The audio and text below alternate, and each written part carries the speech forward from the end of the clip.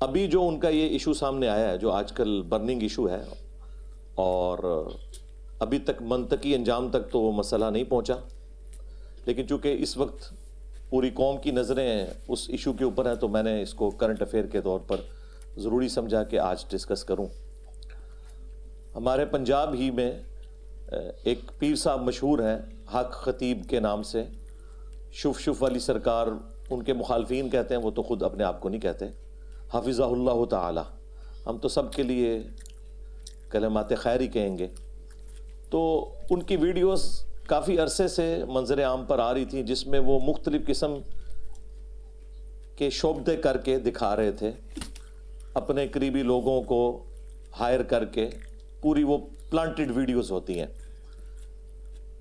और ज़ाहिर है तसव्वुफ़ तो आपको पता है इसी किस्म की खुराफात और ड्रामाबाजियों का नाम है। ये तो खामखा लोग पर्दा डालते हैं कि जी जो अगले लोग गुजर चुके वो ठीक थे, ये जो बाद में आए हैं ये ख़राब है। बिल्कुल ऐसा नहीं है। उस ज़माने में भी अगर मीडिया होता तो उस ज़माने की भी सारी दो नंबरियाँ एक्सपोज हो जाती हैं, और मैं इंशाल्लाह आज करूँगा भी वो, इंशाल्लाह ताला।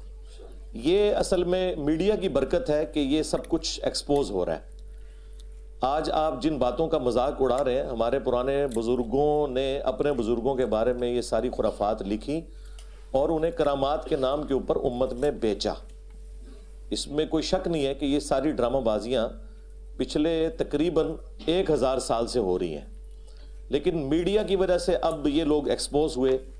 और फिर हमारी दावत हक जो रसूलुल्लाह सल्लल्लाहु अलैहि वसल्लम की लेगेसी को, ख़त्म नबूवत सल्लल्लाहु अलैहि वसल्लम की बरकत से आगे लेकर चल रही है, उसकी बरकत से ये सब कुछ अब आम आदमी को भी समझ आना शुरू हो गया है, कुरान और सुन्नत की रोशनी में, जज्बात की रोशनी में नहीं।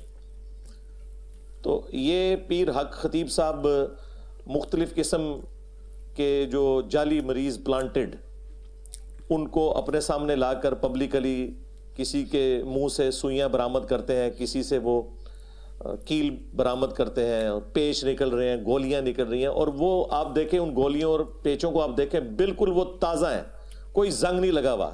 इसका मतलब है कि वो अभी भी ताज़ा रख के ही आते हैं बाहर से। तो वो नज़र आ रहा है हमें। और कभी किसी की आंख से वो जंजीर निकाल रहे हैं। तो वो सारे जो एक शोबदा बाजी वाले मामलात थे, इल्यूजन कह लें आप, नज़रबंदी, या आप इसे इस्तिदराज कह लें इल्मुल कलाम के अंदर, तो ये हम अरसे दराज से देख रहे थे। और इसके ऊपर मैं तो खैर वक्तन फ़वक्तन जनरल तो गुफ्तगू करता था, स्पेसिफिकली इनको मैंने उस तरीके से कभी बाई नेम टारगेट नहीं किया था। उसकी वजह यह थी कि इनका अपना फ़िरका इन्हें ऑन नहीं करता, तो फिर वो हमारा मुकदमा कमज़ोर पड़ जाता है।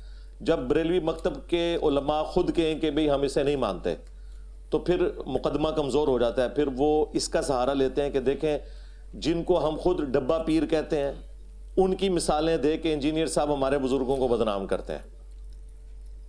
तो इसलिए फिर मैं जनरल ज़रूर जिक्र करता था, लेकिन स्पेसिफिकली कभी इस तरीके से नहीं किया। इक्का दुक्का वीडियोज़ के अंदर जब किसी ने पूछा तो मैंने बता दिया कि भाई ये तो बेचारा शाही कोई नहीं है, हम तो इनके बड़ों को भी फ्राडिया समझते हैं, ये तो शाही कोई नहीं।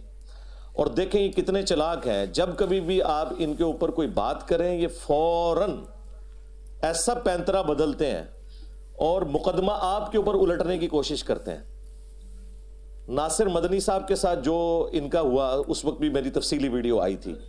फिर ये दोनों एक स्टेज के ऊपर आए और आके इन्होंने जॉइंट प्रेस कॉन्फ्रेंस की, और उसमें आके पता क्या बात की, जी हम दोनों मिलकर खत्म नबूवत पर काम करेंगे। पूरी दुनिया का जो वेला तरीन बंदा होता है ना, वो कहता मैं खत्म नबूवत पर काम कर रहा। नसे तू चिश्ती रसूलुल्लाह पार्टी, थानवी रसूलुल्लाह पार्टी, तुसी खत्म नबूवत पर काम करना है। गुलाम अहमद कादियानी दज्जाल को तो लोग दज्जाल समझ रहे हैं, और तुम्हारे बुजुर्गों ने जो अपने नामों के कलमे पढ़वाए उन्होंने बुजुर्गी भी साथ अवेल की है, इसलिए मैं उन्हें बड़ा मुजरिम समझता हूं।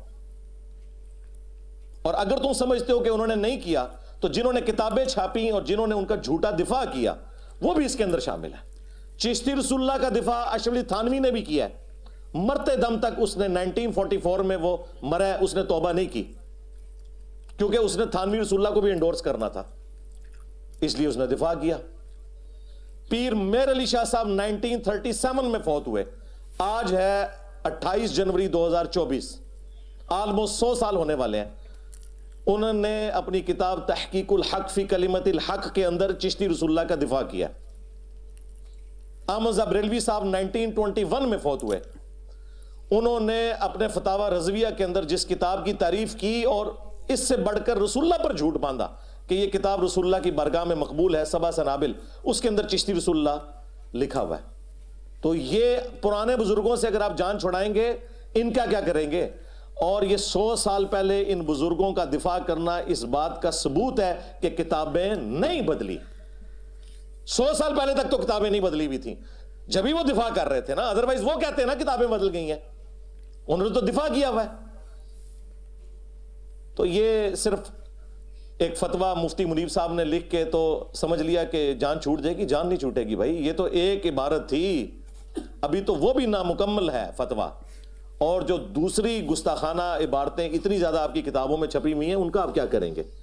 खैर, ये मैं एक ज़िम्नन बात कर रहा हूं कि अभी भी आप देखें वो फौरन जी मुझे खतबे नबूवत पे काम करने से रोक रहे हैं, इकरारुल हसन साहब। और न सोए तू है खतबे नबूवत का थोड़ा के लेना देना? फ्राडियो, तुम्हारे बुजुर्गों ने अपने नामों के कलमे पढ़वा